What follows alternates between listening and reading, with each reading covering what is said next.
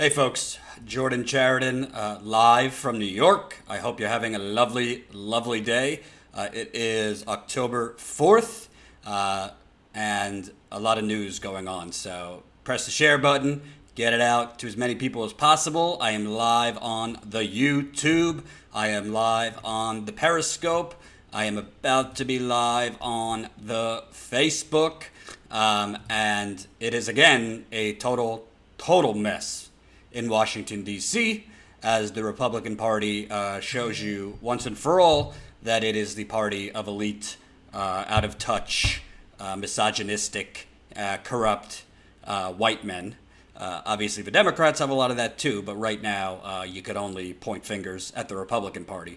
Definitely share this live stream, get it out to more people. Let me just put the link in the description that I want to put in to remind you this is a super chat. So if you're feeling super, feel free to contribute in the super chat. And we are definitely pushing our GoFundMe campaign for on the ground reporting. So without further ado, it started leaking this morning. That the Republican Party was saying there was no corroboration found in the FBI's, quote, investigation, if you want to call it an investigation, into the accusations against Supreme Court nominee Brett Kavanaugh.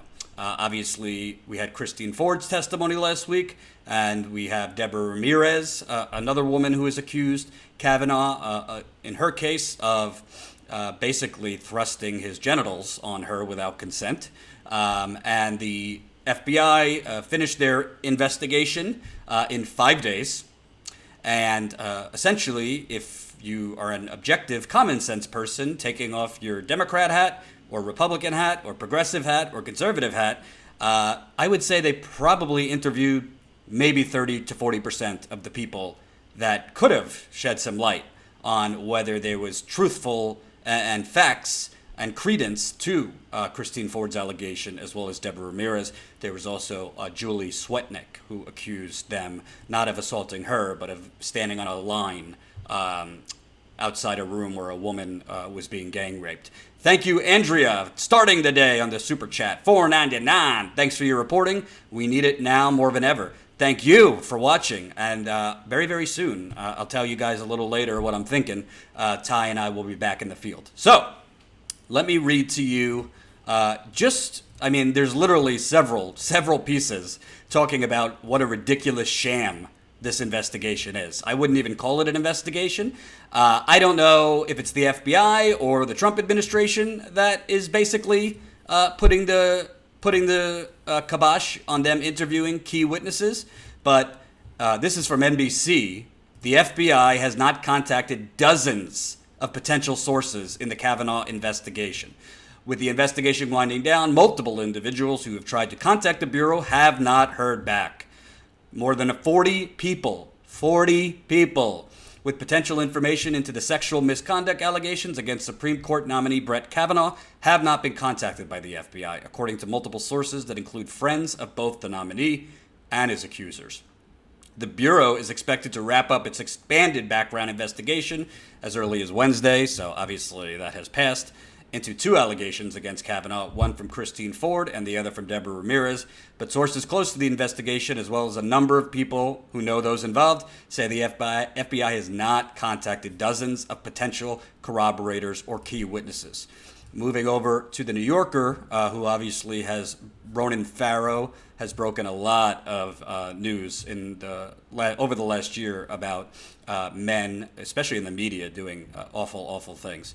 But this has a lot of details. Frustrated potential witnesses who have been unable to speak with the FBI agents conducted the investigation into the sexual assault allegations against Donald Trump's Supreme Court nominee Brett Kavanaugh have been resorting to sending statements unsolicited to the Bureau and to senators in hopes that they would be seen before the inquiry concluded. On Monday, President Trump said that the Bureau should be able to interview anybody they want within reason, but the extent of the constraints placed on the investigating agents by the White House remained unclear. Late Wednesday night, Senate Majority Leader Mitch McConnell, announced that the FBI probe was over and cleared the way for an important procedural vote on Kavanaugh's nomination to take place on Friday.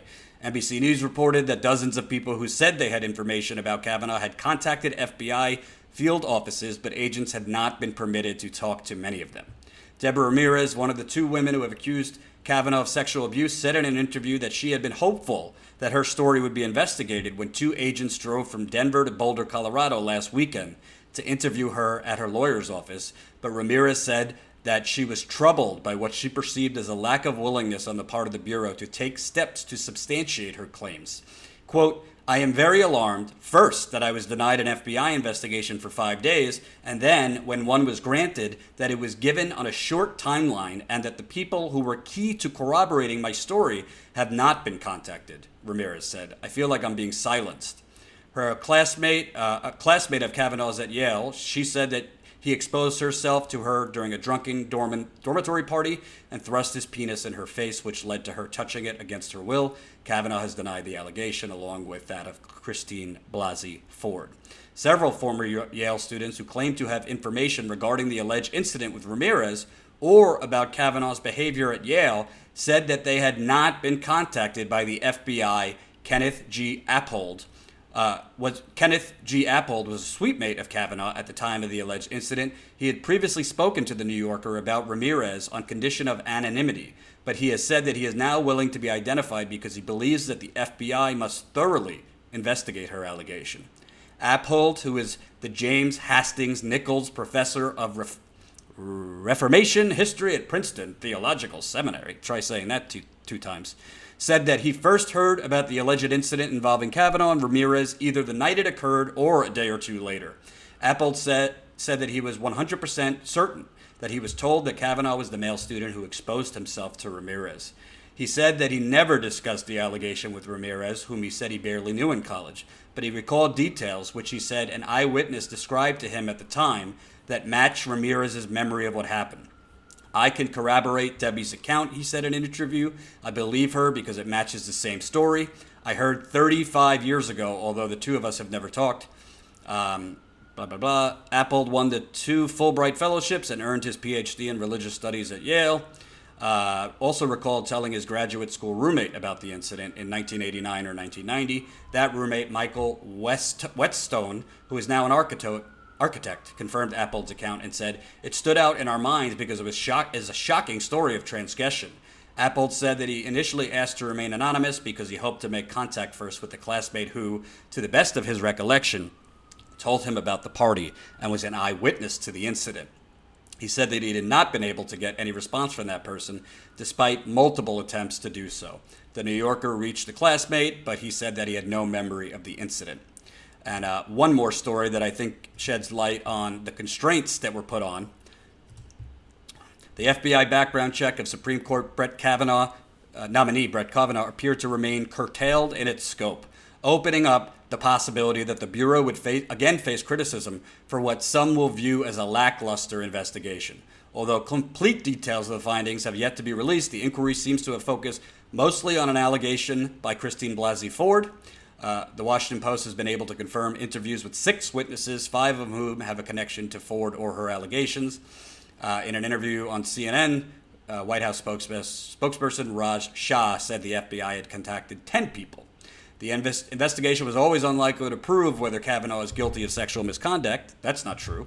But the inquiry's limited scope, which was dictated by the White House, along with a Friday deadline, is likely to exacerbate the partisan tension. So, I mean, where do you even start?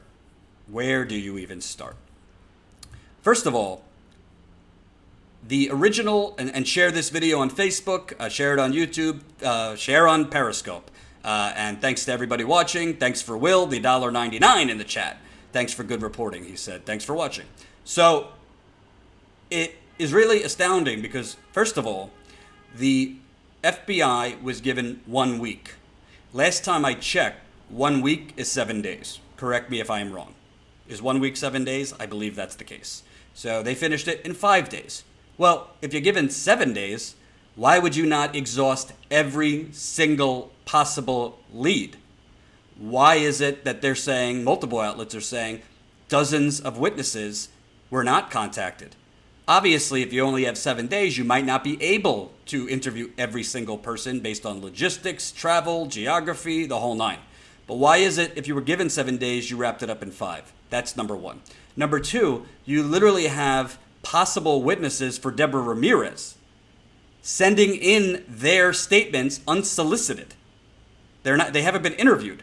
So one would assume, even if their statements that they're sending in, even if their accounts of either confirming what she's saying or not are sent in, they're not being included in the findings. That's number two.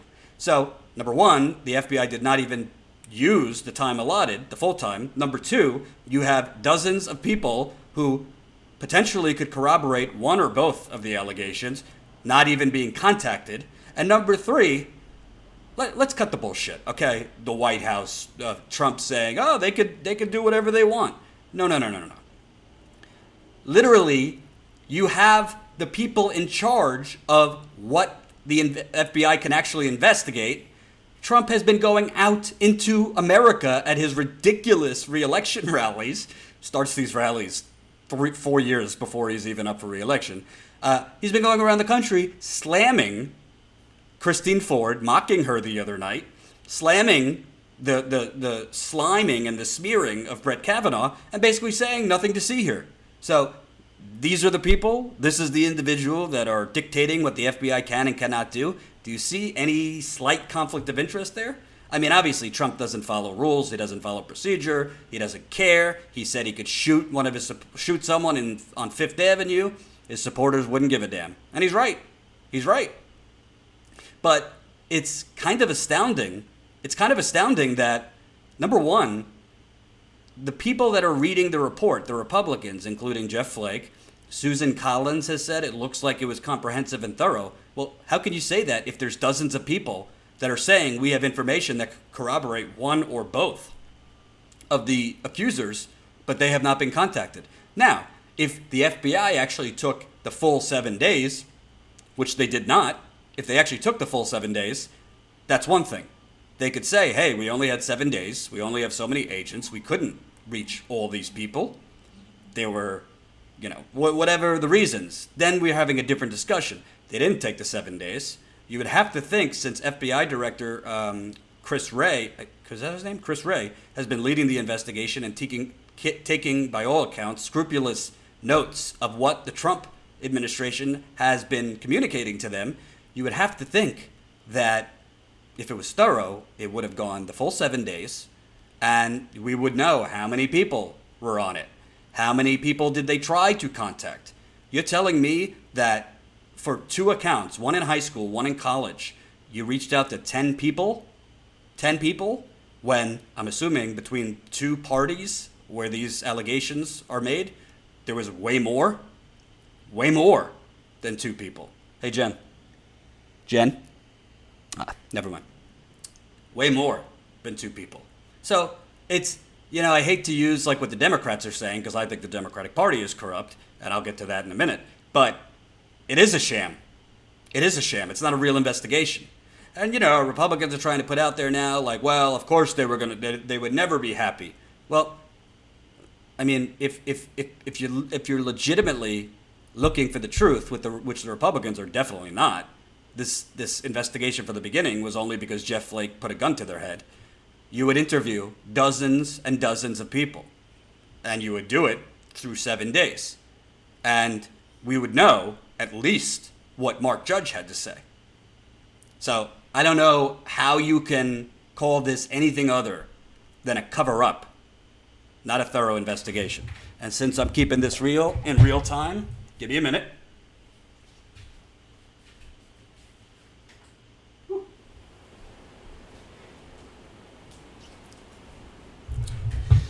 These lights can cause you to sweat, so I put on the air conditioning. So there's other elements of this. I mean, we basically have one-party rule in the United States of America. We have one-party rule. Democrats are basically Republicans. Republicans are extremist social Darwinists. But the Democratic Party is awful. The Republican Party is awful. But the bottom line is this. You are putting a nominee, they're going to probably confirm him on Saturday, for a lifetime appointment.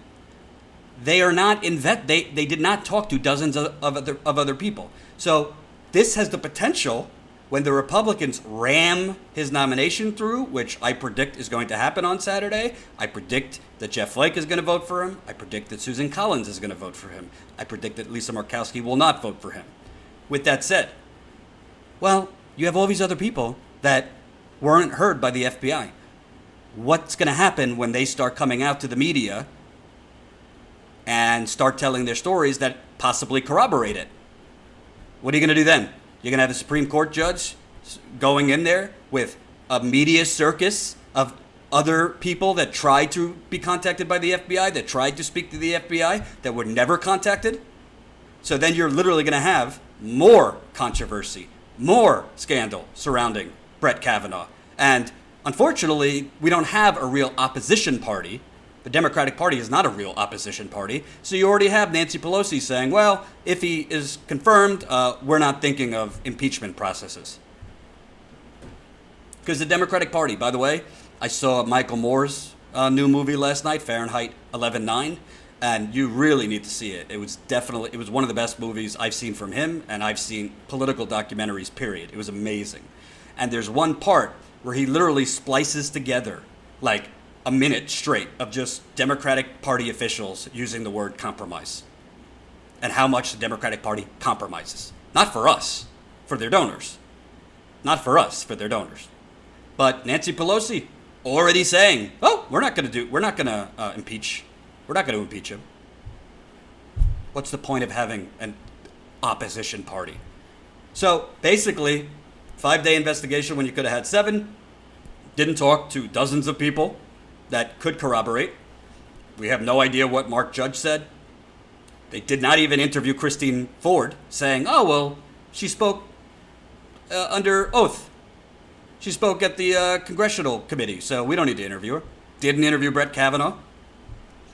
What kind of investigation doesn't interview the main person accused? The main person accused. And the... hold on one second. The main person accused and the main accuser. It makes no sense. It makes no sense. I mean, I gotta tell you. I think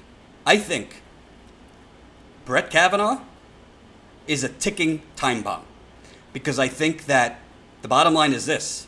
There's a strong, strong possibility that there are other women that are waiting in the wings to possibly come forward against him. Maybe not for sexual assault, but inappropriate behavior, sexual harassment, whatever.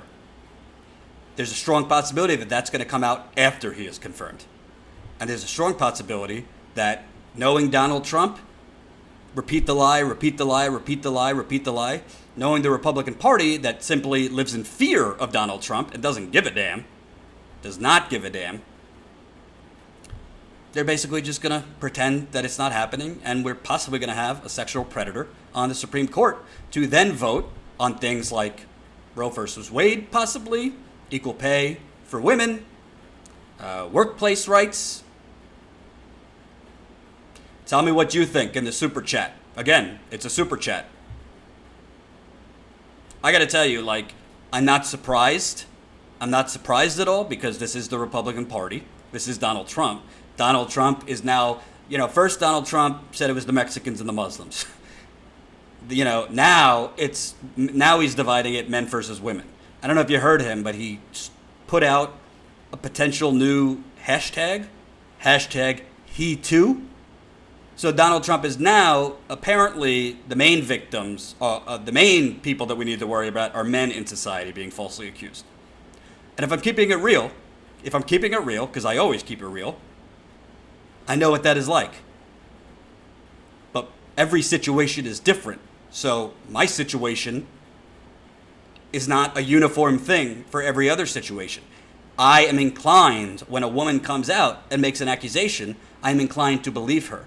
And then I want to see the facts. Then I want to know who was involved. I want to see the evidence. that is a fair process, both to the woman and to the man. Or if it's vice versa. Sometimes it's a man accusing a man.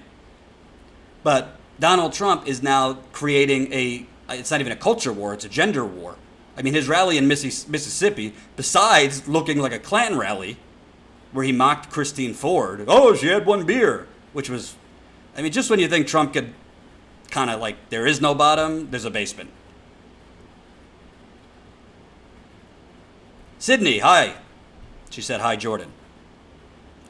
SVR 2011 says, my wife and I are glad we live in Canada. I got to tell you, I told my business partner Jen yesterday after this Michael Moore movie, what the hell are we doing here? We got to get out of this country.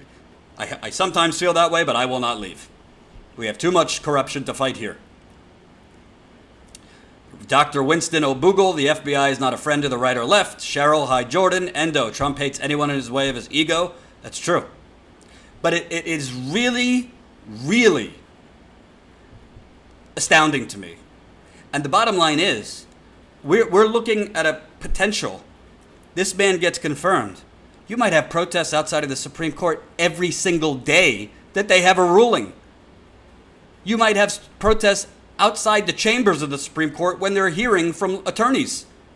You literally have the potential of the darkest cloud. You think Clarence Thomas was bad 20-something years ago? You haven't seen anything yet. And by the way, I don't believe Judge Brett Kavanaugh. I believe the two women. I've looked into it, and I believe the two women. But I do think he is entitled to a fair process. But this has been a tilted process in favor of him, not fair to anyone.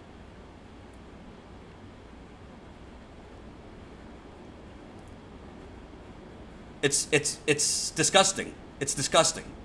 And by the way, just a separate note, it's very comical to see the Democrats who love the FBI, love the FBI, when it comes to propaganda about Russia and creating the new Cold War 2.0.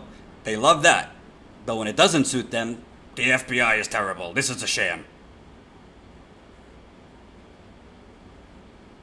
Sam, I saw that. For some reason, it cut out on Facebook. Oh well. Facebook people, come to YouTube. By the way, we just passed 18,000 subscribers. This channel just launched at the end of February. We're on our way to 20,000 and beyond. So thank you to the to the subscribers. Jesus Christ. Can you tell I haven't slept? So I want to say another thing.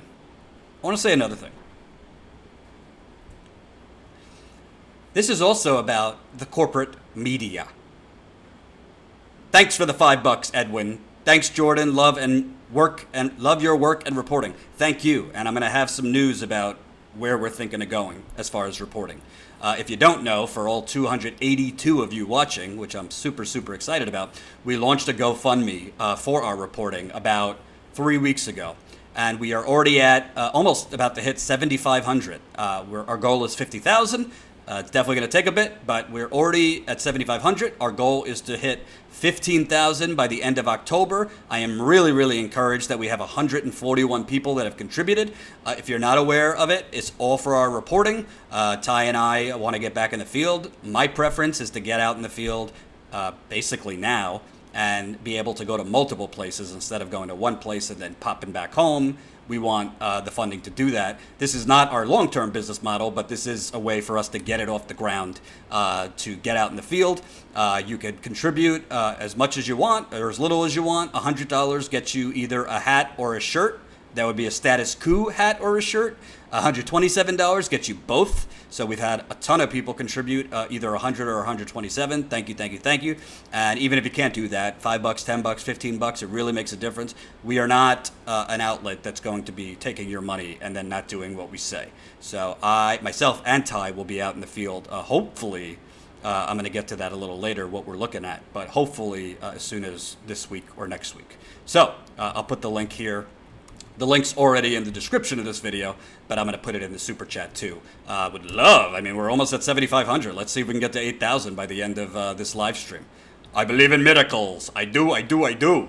So, what I want, and yes, if you can't contribute, just share the GoFundMe and share this video. Sharing is caring. The corporate media The corporate media, like everything, like mass shootings, where they cover it now they cover it for a few hours, move on.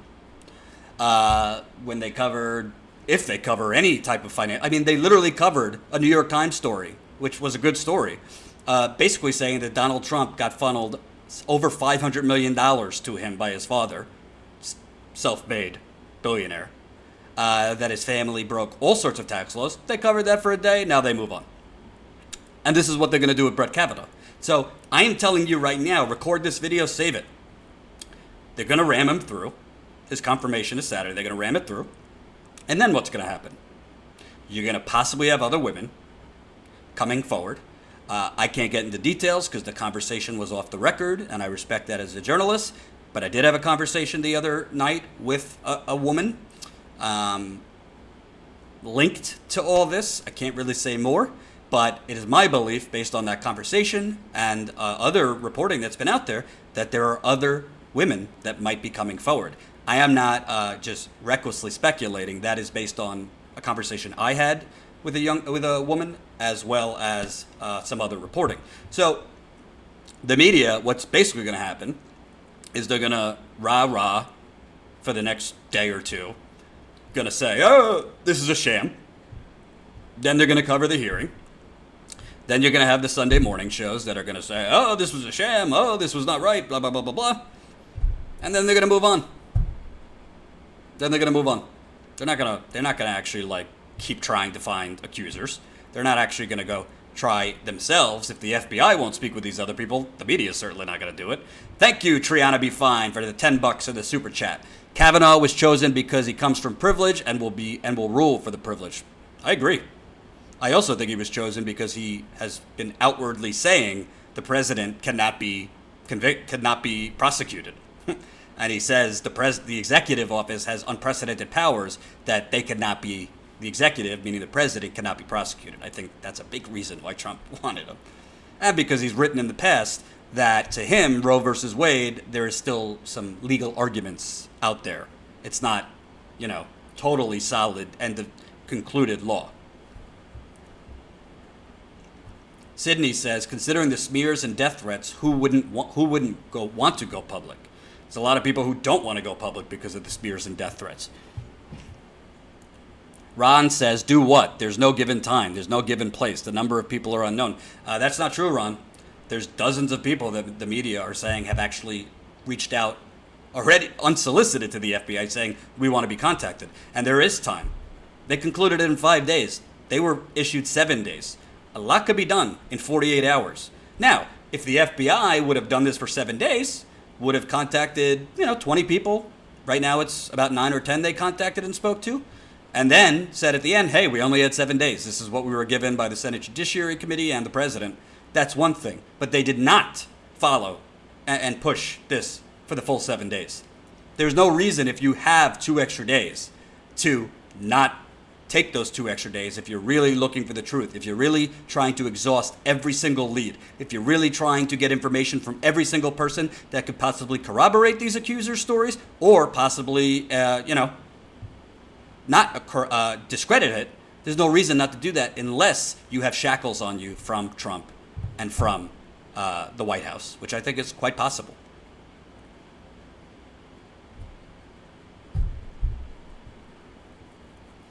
It's pretty disgusting. I think, I don't want to speak as a woman. Obviously, I'm not. But I think it's honestly a real slap in the face to women. I think it's a real slap into the face of victims, because it basically, like those 2 brave women in the elevator that confronted Senator Jeff Flake, it basically, to me, tells women, even if you come forward, even if you are courageous and come forward, the deck is stacked against you, and powerful men will continue on to their next step up the ladder, because that's the way the system is built. Thank you, Yadira Ramirez. I stopped donating to TYT to support status Coup. I won't get into my old network, but thank you for supporting us. I can't thank you enough, Yadira. Thanks so much. So, I honestly, I could go on for this on and on. I mean, I have friends that are victims. Our Jen, my business partner at Status Coup, as well as one of our journalists, has been open that she has been a victim of an assault. And I know a lot, not a lot, but I do know some women that have been victims. And you cannot say you had a real investigation. You cannot say you're looking for the truth. And then take 5 days, speak with 9 or 10 people, and just ignore so many other people. Sorry. Michael Riddle, weren't you accused of sexual misconduct? I indeed was. I addressed that a couple months ago. It was false. That's all I could say. And fortunately, the people that looked into it came to that conclusion. So it's a very difficult time in my life, but I also like to say my situation has no bearing on the overall movement. In the Me Too movement, I tend to believe that most women are being honest and are, telling the truth. I do believe in each situation. Every situation is different, so we can't just say total blanket like I believe women no matter what. No, we need to look at the facts. But I am inclined to believe a woman if she makes an accusation, and then I'm going to look at the facts. I think that's the way to do it. You want to respect any woman that comes forward with an accusation, and then say, we want to see who was involved, what were the contexts, what were the dynamics, what were the specifics, and all that. But hey, I'm not going to run away from the fact that yes, there was an accusation against me, and thankfully, the majority of people that actually looked at the facts and looked into it realized that it wasn't true. So, thank you, Jerry Young, for the $5. Channel just launched, and I've been unsubbed twice already. Happens every couple weeks with the Jimmy Dore Show. Stay strong, brother. Love your work. Yes, this is YouTube's way of saying, fuck you. There goes my monetization. Yeah, I call it FewTube because this is no longer YouTube for everyone. It's FewTube, where they elevate CNN and other corporate channels and unsubscribe subscribers against their will to progressive media hosts. They don't notify you when folks like me or Jimmy are live. It's really, really astounding. And that's why when we launched statuscoup.com, which is about to happen this month, statuscoup.com, we are going to be going live on our website too and sending notifications to people, which gives me a good segue, www.jordansheridan.com. Enter your email right now so you will be transferred over to statuscoup.com. Join the email list. We're not going to send you stupid stuff 5 times a week, but you will if you join our email list, www.jordansheridan.com. You'll join our email list, and then you'll be able to get notifications from our website, which will not be delayed. It's so funny, like Ty, our photojournalist, literally, he'll go live with me and get a notification the next day from YouTube. I mean, you tell me that's not intentional. Anyway, I digress. Thanks, Jerry, for the $5. Boofry, Jordan welcomed an investigation. He didn't get angry and defensive. Yep, I don't really want to get too far into my situation because I've moved forward, but I'm all for. I call for an investigation in every situation. If you have nothing to hide, you want an investigation to clear you. You want them to speak to as many people in the know and involved as possible. And this was not that. Amit, thanks for the $10. Keep going and would love to see you in the field. I'm going to have news about that a little bit later, so stay tuned. And I'm not deterring people, by the way, from contributing in the super chat. Contributions are contributions. I'm just letting you know, at the moment, we're definitely looking for the GoFundMe. So if you only want to contribute through super chat, not a problem. If you don't mind, there's the GoFundMe link. But thank you. So, moving on from one really ridiculous, terrible story to, have you heard of a guy named Bernard Sanders? Have you heard of a man named Bernie Sanders? Obviously, it's been a big week for progressives. It's been a big week for Bernie Sanders. The corporate media doesn't really want to actually tell the story about Amazon raising its minimum wage the real way, the correct way, because the headline is Bernie Sanders made the most wealthy men in the world cave to grassroots pressure. As I showed you in one of the videos I did, MSNBC, it's up now on the channel, an MSNBC anchor, as soon as Bernie was mentioned during the segment, oh my God, she moved quickly off of that topic. Then you had Hillary Clinton sending out a tweet praising Jeff Bezos and Amazon for raising the minimum wage. No mention of Bernard Sanders. Still, after losing to an orange orangutan, she can't bring herself to actually compliment the progressive movement, compliment Bernie Sanders. I digress. But Bernie Sanders, so you always hear, he's going to be 79 if he became president. And he's too old, blah, blah, blah, blah, blah. You would think, thank you, Paul, who says, my opinion, Bernie is someone I highly admire, like you, Jordan, thank you. You would think that Bernie, after a 6-month pressure campaign that made Amazon cave and raise its minimum wage, would maybe take a day off, would maybe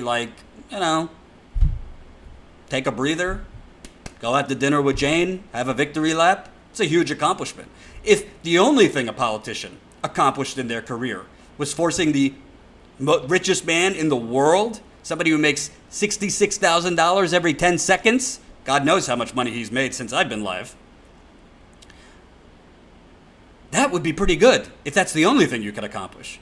But Bernie Sanders has not taken a day off because he's already starting a pressure campaign on Ronald McDonald.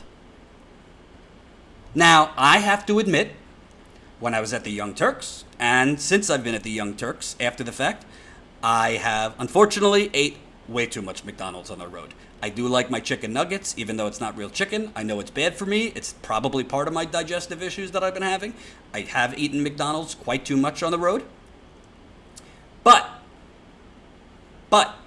I am willing to stop eating McDonald's until they raise the minimum wage. And now Bernie is doing the same thing he did to Amazon with McDonald's. Let me read you the letter that he wrote to McDonald's CEO today.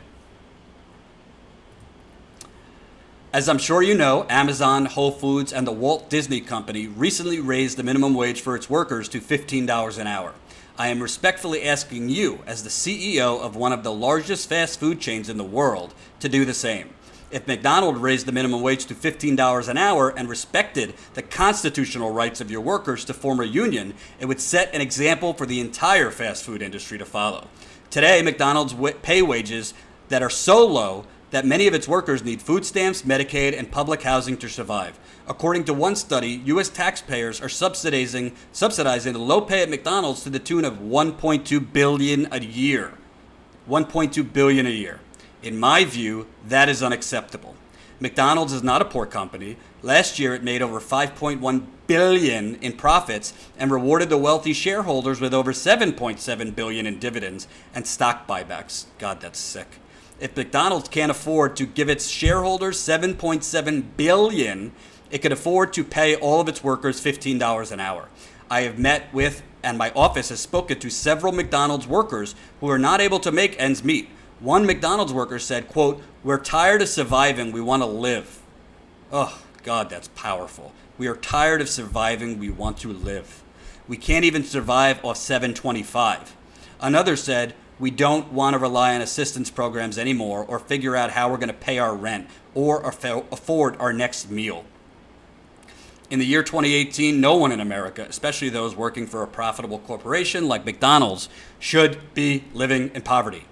Nearly 60 years ago, 200 brave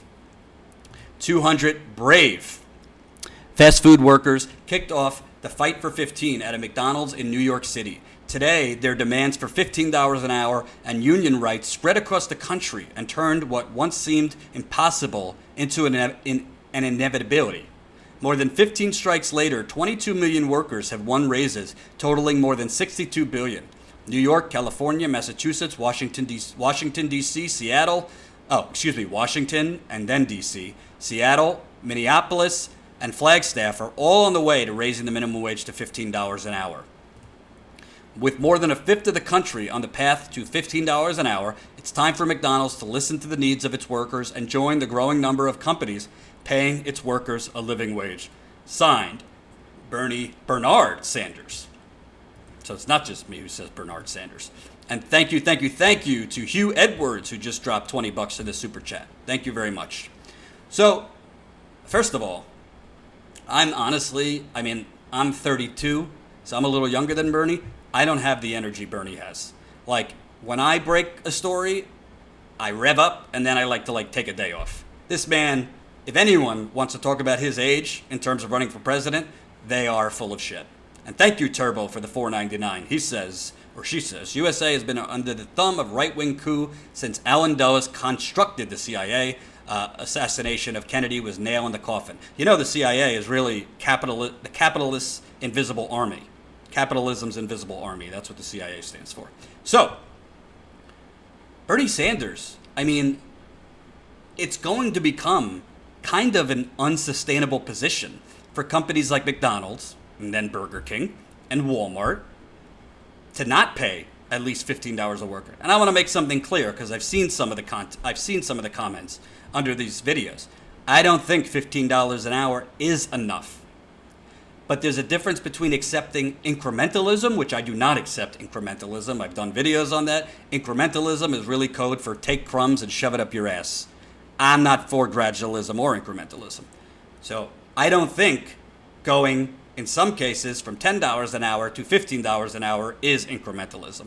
$10 an hour to $15 an hour has the actual ability to change somebody's life. It's not going to buy you a gold pony, but $15 an hour can help you live. It can take some of the pressure off of you.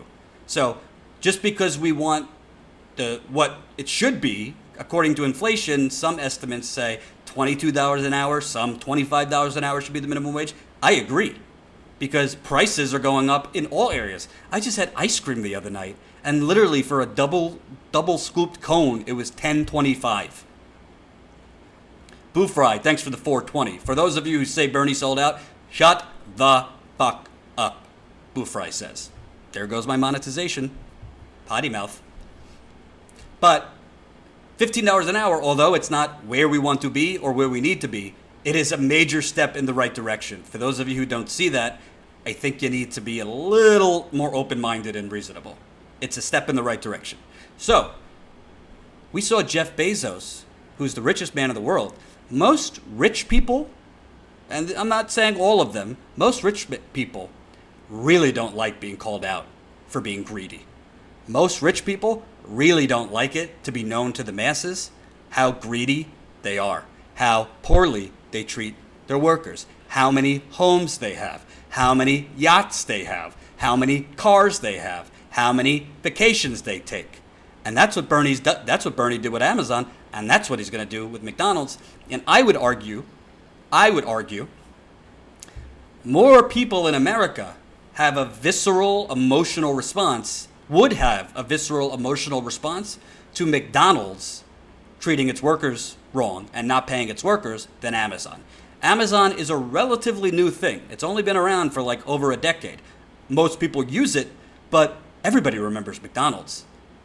Most people went to McDonald's as a kid. I remember with me, my mother, love you, Mom, probably not good for my digestive system, but my mother, if I would get an A on my report card, which wasn't often, she would take me to McDonald's, right? Most people, especially middle class to poor people, go to McDonald's because it's the cheapest source of food. Most people, if they've taken road trips, if you drive a lot, you see McDonald's all over the place. So most people, when you hear McDonald's, you have an emotional response. And one thing Bernie Sanders has done very, very well since losing his election in 2016, and a lot of credit to his staff, he's using the power of digital and social media better than most people in their 20s do. You've seen him host live streams exclusively online. You've seen them pumping out digital videos with Amazon workers who are being treated wrongly, with Amazon workers that could barely afford to eat.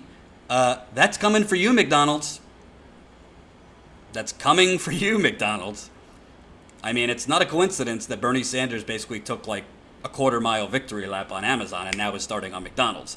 I assume next is Walmart.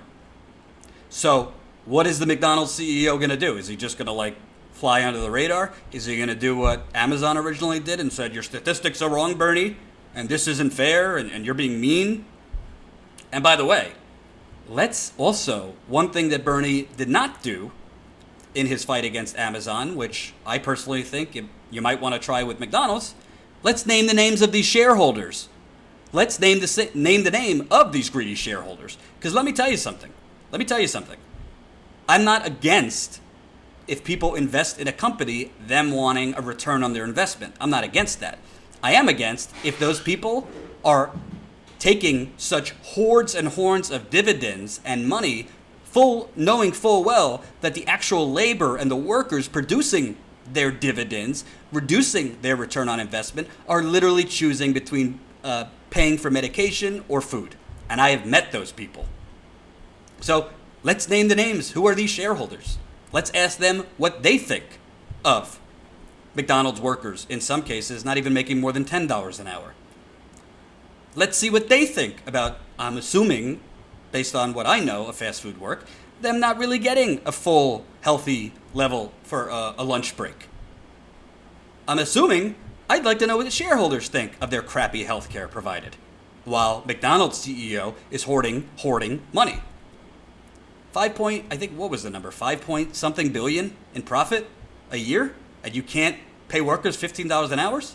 Jerry Young, $5. Got a split, but since YouTube decided to screw with my subscriptions again, here's a few more dollars. Thanks for all you do. You'll always have my support. Jerry, forever young, forever young, forever young. Thank you, Jerry. Appreciate it. There's more karaoke with that money. It's truly, truly astounding. And by the way, just to be clear, because you see all these media reports. You see all these media reports by these, capitalists and these establishment Democrats who like to say, well, they can't raise the minimum wage because then the price for Amazon goods are going to go up. Or then, they're going to not be able to hire low-wage workers. Apparently they can, because Jeff Bezos just did it. He just did it. He just raised the minimum wage to $15 an hour. So apparently they can raise the minimum wage. This isn't a choice. This isn't like a dilemma. Well, we just don't have the money to do it. It's a choice. And by the way, this isn't part of the discussion often. When you're making like $10.10 an hour, or if you're making $7.25 an hour, that's before your state taxes. It's before your city taxes if you live in a city. It's before your Social Security taxes. So what are people really bringing home? So I think, not that Bernie is listening to me. I'm not an advisor. I want to know who are these shareholders, because we shouldn't just be shaming the CEO of the company who's hoarding money. We should be shaming the shareholders that are okay with them making hordes and hordes of money, not just their return on investment, but dividends and all this at the expense of the workers. Who is creating the wealth? Is it Jeff Bezos or the Amazon workers? Is it, let me see the name of this guy. Easterbrook. Steve Easterbrook is the CEO of McDonald's. Who is creating the wealth? I don't think it's Ronald McDonald. I think it's the workers. Justin Thomas, it's Jeff. I don't agree. He might have had the idea. He might be a good manager. He might be a good marketer. He ain't delivering the goods. He's not walking 10 miles a day in the factory. There's literally Amazon workers walking 10 miles a day up and down those factories. And by the way, if you watch the Michael Moore movie, which I watched last night, in, what was that state where they put the Fitbits on, Jen? West Virginia's governor wanted to put Fitbits on teachers before they strike to see how many miles a day they're walking or whatever. Amazon, Jeff Bezos wanted to put basically Fitbit wristbands around his workers just to see what's your productivity. What is this, the fucking Hunger Games? What are you going to start inserting a chip into people? This is literally like 1984, the novel. And real quickly, I'm just going to get an update on, oh, wow. Holy cow. Jennifer? Yeah? We have big news. I want you to come here. Audience, we have big news. We have big news. Audience, we have big news. Ask for it and you shall receive. Somebody just contributed $1,000 to our GoFundMe. That's wonderful. Anonymous just contributed $1,000. We are now at $8,505. Yay. This deserves, excuse me, get in the frame. I am like that. Hold on.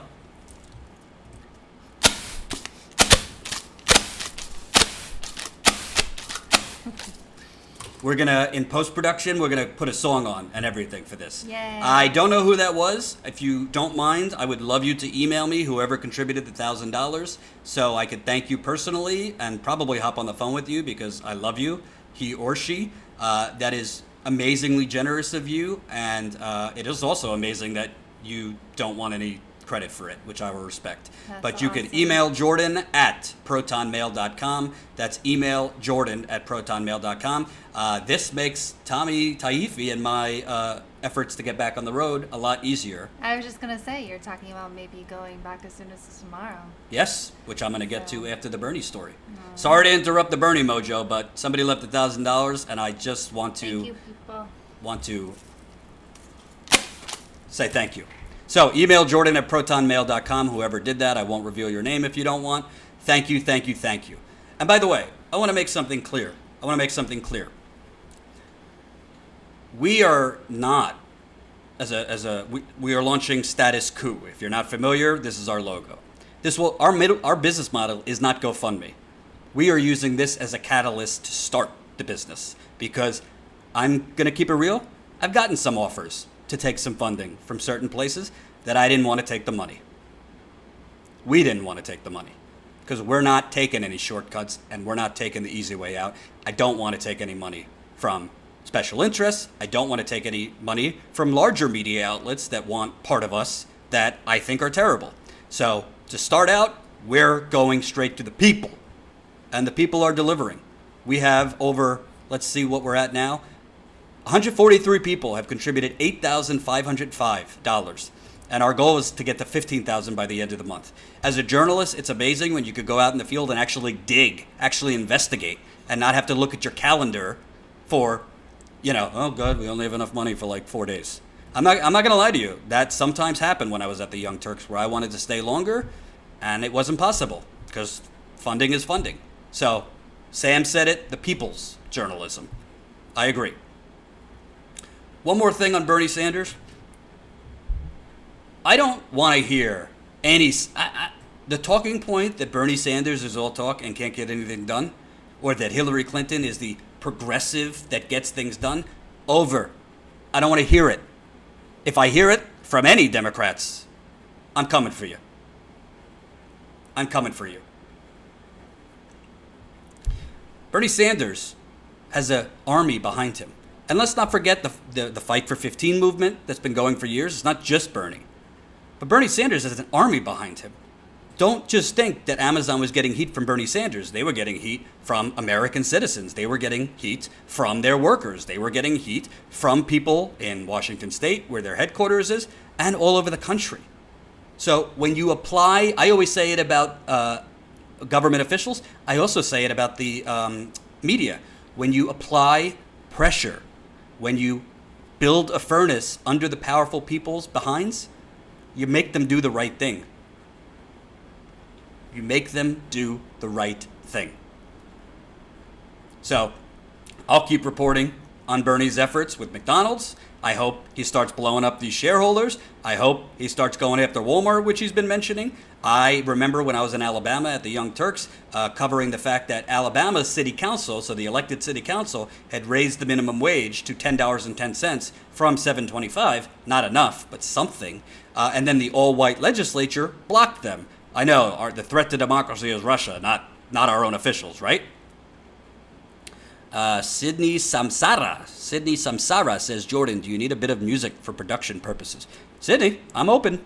Email Jordan at protonmail.com. Send me what you got. Email Jordan at protonmail.com. But the bottom line is this. Bernie Sanders, if he decides to run for re-election, I firmly believe this. If Bernie Sanders, election, I believe Bernie Sanders would win the Democratic nomination. Why I believe that is, number one, he doesn't have to combat with name recognition anymore. Every single person knows Bernie Sanders. Number two, the things that he is getting done, not in Congress, but just through the will of his grassroots army, there is a case to be made that if elected president, look at what he's doing without any help in Congress, just through the pressure of the grassroots window. By the way, Bernie used to say, oh, no. If I'm elected, I'm not going to Mitch McConnell to compromise. I'm showing up at Mitch McConnell's outside his window with an army. That's how you create pressure and change. Not through, as the Democratic Party has done, basically meeting them halfway to over halfway right from the start. Obama always met the Republicans basically at their 1 yard line. Thank you for the $5, Yadira Ramirez. By the way, I'm a professional Spanish translator. If you need translation help, interviews, doc, maybe I could work for you in the future. Yadira, muy bonita, muy bonita. That's the only Spanish I know. Email jordan@protonmail.com. Email jordan@protonmail.com. And by the way, if you don't know, we're looking for volunteers. So if you're interested in volunteering, it's jordanchariton.com/volunteer. Sam, if you could put that in. jordanchariton.com. Oh, she already did. This woman, Sam Oser, right down in Houston, keeping it real. Thank you, Sam. Appreciate it. So I'm saying, I'm not trying to early predict, but I have who is going to beat Bernie Sanders? And honestly, I think from what I see, I think there's some older establishment voters that voted for Hillary Clinton that are starting to come around and say, oh, Amazon just raised minimum wage? That's a good thing. Oh, 70% of Americans want Medicare for all? That's a good thing. I mean, other than Joe Biden, who I think is another fake progressive.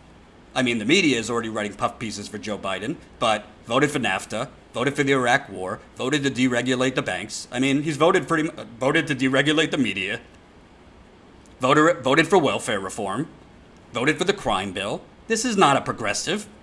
This is Bill Clinton's evil stepchild, evil stepbrother. I too amen. The average guy on the street is stupid. I could say that. Trenton Johnson, I came late, volunteer for what? For Status Coup. We're going to launch the website soon. And we're going to be going live on the website too, in addition to YouTube. But I'm really excited that YouTube, honestly, it looks like we might hit 20,000 subscribers by the end of October. If you would have told me at the end of February when we launched this channel that we would have almost 20,000 subscribers in 7 months, I would have told you, pass me that pipe. Pass me that pipe. Not because I don't believe in myself, but it's a tough world these days on YouTube as far as getting seen. Not everyone knows when you're live, which I've talked about before. So, moving on from Bernard Sanders. Oh, here comes the buffering. Isn't it ironic? Isn't that ironic, Jen? It's so ironic that when I start talking about YouTube suppression, all of a sudden my feed starts buffering. Isn't that interesting? Very interesting. Like there's somebody operating a button or something with a lever from YouTube. Just saying. Could be. Could be. So, my last thing is not a story. I just wanted to give you an update. So, the GoFundMe is moving. The GoFundMe is moving. And I am very, very interested in a few stories that we might go in the field. First of all, let me make sure I haven't missed an update, because if this happens, we're going to go. Hold on.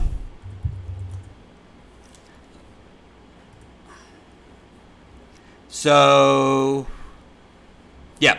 So, if you recall, the Laquan McDonald in Chicago was shot 16 times by the police. And then the police basically covered it up for Mayor Rahm Emanuel, and the videotape was not released until after Rahm Emanuel's reelection. Well, the jury for that murder trial of Jason Van Dyke has just begun deliberations. The verdict could come as soon as today, could come tomorrow. If he is found not guilty, I will most likely be on the first plane to Chicago, because I think that would be one of the largest miscarriages of justice in all of these cases of black men being murdered. Unfortunately, with Trayvon Martin, we did not have video of it. And with a lot of these, we don't have video, Michael Brown included. Doesn't mean that we don't believe what actually happened. Trayvon Martin, George Zimmerman should be rotting in a prison right now. So should who killed Michael Brown and many of these other innocent black men, majority unarmed. But when you saw that video, this kid getting shot 16 times, it's totally insane. So if Jason Van Dyke is found not guilty, we will be on a plane to Chicago immediately. That's number one. Number two, I think that I haven't gotten a response yet, so hopefully they'll be interested in doing this. But to me, as somebody who went to Standing Rock so many times, it was great eventually when cameras got there and media got there. But unfortunately, the media got there when the pipeline was basically 50 to 60% complete. And it is very difficult to stop that train when it's moving that quickly. So Keystone XL pipeline, which obviously Obama denied that in 2013, but Trump moved it around very quickly. They are beginning construction at the end of this year or early next year. I think it's going to be at the end of this year, because the longer the delay, the more the investors get pissed off at delay and want to back out. But I would like to go cover the indigenous tribes that are going to be most threatened by this, starting with the Fort Peck Indian tribe. The Fort Peck tribe, Fort Peck Sioux and Asinobi, probably mispronouncing the latter part, tribe, which is in northeast Montana. That is the first American state, Montana, that the pipeline is going to be going through. And I believe we need to sound the alarm immediately before construction starts. You don't see a lot of media on the ground before there's a chance, before the protests, the water protectors get there, before there's mass carnage and brutality. I believe, and that's what status quo is going to be, we're going to be out there before all the cameras go, when you could still make a difference. So that's something I would like to go cover. Thank you, Pillbox, for $1.99. Did you work with Daniel Sheehan in North Dakota? I did not. I don't know who that is. Where is Zembla? I think you're calling me delusional. Thank you. And the other story that I'm interested in covering is in Dallas, where you had a 26-year-old man in Botham Jean who was essentially massacred and assassinated just hanging out in his apartment. You had a female white police officer show up, intrude in his apartment, and shoot him dead. She says she thought it was her apartment. That's a lot of bullshit, if you ask me. There's been protests here and there going on, but not every day. I possibly expect that those protests might start to pick up, just like the Laquan McDonald example.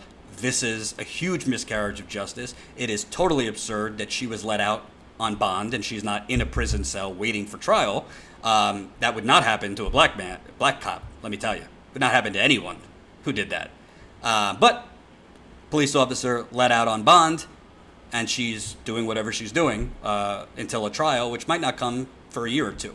So I would like to go down and cover that. I also want to know what's up, what's happening in your neck of the woods. A lot of my stories come from you. If you have a good story idea, if you think it needs to be covered, I don't care what it is. It could be as low as the PTA level. Let us know. Let us know. Email jordan@protonmail.com. And when we launch statusquo.com, we're going to have a section where you could submit and propose story ideas as well. So that's what we're thinking of. We are monitoring what goes on with the Laquan McDonald verdict. And if that verdict is not guilty, we will probably be on a plane. Oh, man, Matt, Jordan, you and Jimmy should start your own party. I would love to start. Oh, a political party? I don't want to go into politics, but I'll do anything with Jimmy. Hint, hint. Start the pressure campaign. Love me some Jimmy Dore. Love me some Jimmy Dore. I just did a video defending him against real ridiculous smears, calling him a useful idiot by some, frankly, people I don't really think should call themselves progressive media, because they're not progressive. Did you work for TYT, and what's your opinion of them? Yes, I did work for TYT, and I'll leave my opinions to myself. How about that? People have really been trying to get me to go there, but I've moved forward. My father once told me, if you have nothing nice to say, don't say anything at all. What else? That police officer is a murderer. Lock her up. This is the lock her up. I agree. I don't know how. I don't care. Even if she had a mental breakdown, even if they say it was mental insanity, you have to put this woman in jail. How can you keep her out? You want to talk about a risk to society, a danger to society, a flight risk? She is all that. Pillbox, Chase Iron Eye's lawyer is Sheehan. Oh, yes, so I did speak with him once. Jordan, do you really believe that? LOL. Let's put it this way. I have strong opinions on a variety of topics that maybe one day I will discuss. But I believe there are more important things than my opinions on certain outlets. And I believe we should focus on the undercovered communities, the undercovered stories, and giving a microphone back to the people. That's what I want to do. I don't want to sit here and bloviate about my opinions about my previous network. Jordan, thoughts on Elizabeth Warren's announcement of possibly running? It's the least surprising announcement I've ever heard. How about that? I think Elizabeth Warren, if Bernie doesn't run, I think Elizabeth Warren would be a really, really good candidate. I have my problems with Elizabeth Warren, but I don't see anyone who's more economically progressive than her in that would be running. But I do have reservations as far as whether she could defeat Donald Trump. I really think the only candidate that has a really strong chance to beat Donald Trump is Bernie. There's a reason he's polling better than any other politician in this country. There's a reason Medicare for All is polling at 70%. And there's a reason Amazon just raised their minimum wage to $15 an hour, because Bernie Sanders is the scariest political force in this country. Donald Trump is sure scary in other ways, but Bernie is the most threat as far as people keeping their money, the corrupt staying corrupt, and on top, Bernie is that threat. Jordan, you should have Nick Brana for a movement, People's Party, talk Green Party members. Maybe I will. It's a good thought. Jordan, any thoughts on the Russia Skripal case? I don't know what that is. Oh, the British people? In Britain, right? Honestly, to tell you the truth, of all the things in Russiagate, that is not something I've looked extensively in. But from people that I trust, like Abby Martin and some others, I haven't looked into it independently because I've been busy doing other things, but I don't see a ton of evidence that it was Russia. And apparently, at a certain point, we have to get like concrete forensic evidence when accusing a foreign power with nuclear weapons of poisoning citizens. One or two more comments, and as a reminder, we're trying. You could call us crazy if you want. We're trying to get to $15,000 by the end of October. We're at $8,505 right now, thanks to the mysterious $1,000 contributor, who I would love to talk to, so email Jordan at protonmail.com. It's all for status quo reporting. Even if you got $5-10, it makes the difference. Everyone who leaves $100 gets a hat or a shirt. Everyone that leaves $127 gets both. And if you've left $100 or $127 or more, email Jordan at protonmail.com your shirt size or tell us how big your head is. That's how we roll. Mailing address, we always forget. Our mailing address? Tell them. Oh, send us your mailing address too, because we have to send it to you. We're about to start ordering them in bulk. So send us. A chicken call-in show? That's an idea. We might have to do that. And Ty is also editing the first podcast we've done together. So we'll be releasing that. And also patrons are getting special bonus content. So if you're not a Patreon, you could do that too. Patreon.com/Jordan Chariton Reports. We are going to be moving that over to the Status Coup Patreon as soon as we launch statuscoup.com. So don't be startled if it changes names. Jordan Chariton Reports Patreon, moving over to Status Coup. Christopher Rose, Jordan, I'm a recent subscriber to your YouTube channel. I wish you all the best, and I watched TYT2. Love the fight for truth and facts. Thank you for watching, and thank you for your support. Appreciate it. And lastly, can Warren transfer her votes to Bernie if she withdraws from the primary? No, that's not how it works, unfortunately.